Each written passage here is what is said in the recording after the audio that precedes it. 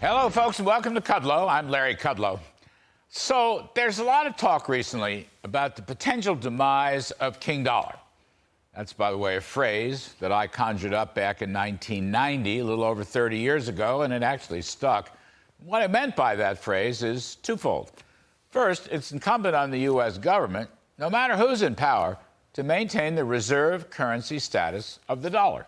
We've enjoyed that status since the Bretton Woods Agreement, reached way back in 1945 in Mount Washington, New Hampshire, following World War II.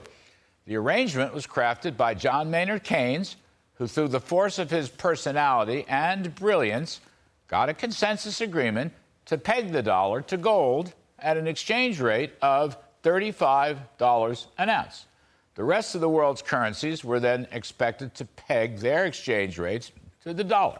Hence, gold became the North Star of the world's monetary system. It was the fixed standard of value, which is a very old-fashioned virtue, but I wish had continued to this very day. But unfortunately, President Richard Nixon broke Bretton Woods and moved us to a system of floating exchange rates, which is how the world monetary system operates today, for better or worse. But the dollar continues as the central unit of account for world trading of goods and services and financial markets. Quite simply, America is the world's most powerful economy, and therefore it is appropriate and important that the American currency be the center of the world's financial system. We don't want to lose this privilege. Now, many people are suggesting that the dollar will be overturned as the center of the world economy and somehow be replaced by the Chinese yuan, or renminbi as it's called, or maybe some other currency consortium. That is most fanciful. Ain't going to happen, at least not in any time soon. Now, the BIS, the Bank for International Settlements, they report that there's roughly $6.6 trillion daily average transaction volume, okay? $6.6 trillion in daily average transactions in U.S. dollars. In other words, roughly 90% of all goods, services, and financial transactions and trading are based on the dollar. No other currency is even remotely close. The euro is second, Japan third, the British pound fourth, and China a very far, far distant fifth, probably only about 1%. It's true that central bank foreign exchange reserves denominated in dollars have gradually declined from about 70% to just under 60% in the last 20 years. But central bank reserve currencies, that's really a theoretical notion, and there's nothing wrong with diversifying the crown jewels of various economies. The point is, transactionally, King Dollar is still sitting on her throne.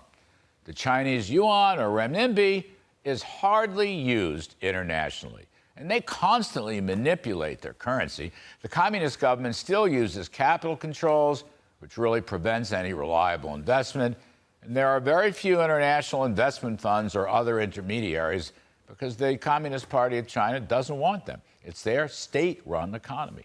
No, China's not really the problem in the currency world today. But here's another thought. We have met the enemy, and the enemy is us.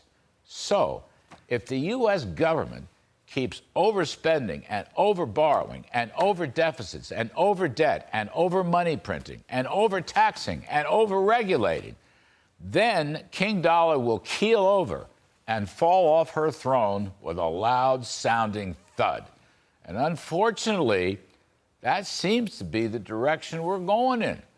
Unfortunately, the dollar exchange rate against other major currencies has fallen about 15% since last October, and the price of gold, remember that old-fashioned standard of value, well, that price has spiked almost 20%, moving from about $1,600 to over $2,000. This, despite assurances from President Biden that he's really cutting the budget deficit, or similar assurances from Fed Chair Jay Powell that he's really tightening monetary policy to fight inflation.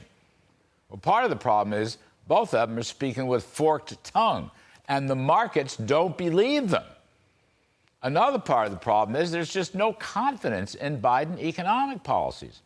Leftist, progressive policies of modern monetary theory have failed. But Mr. Biden wants more of them, despite his failure. People don't want to hold dollars. That's the problem. The solution? Well, it's time to curb spending and borrowing, for starters. House Speaker Kevin McCarthy is crafting a solid Republican plan for debt ceiling that relates spending restraint and other pro-growth policies, including the H.R. 1 Lower Energy Cost Act. And that's just the beginning. And how about a return to a reliable standard of value to anchor the worth of the dollar? Did someone say gold? Did someone say a commodity price rule? My final point is this. The best thing Congress could do is to take measures that would give us a steady, sound, reliable greenback, and then put that in the same basket of economic reforms as budget restraint, lower taxes, limited regulations. In other words, a true economic prosperity agenda for the future. All right? Just think about old-fashioned values.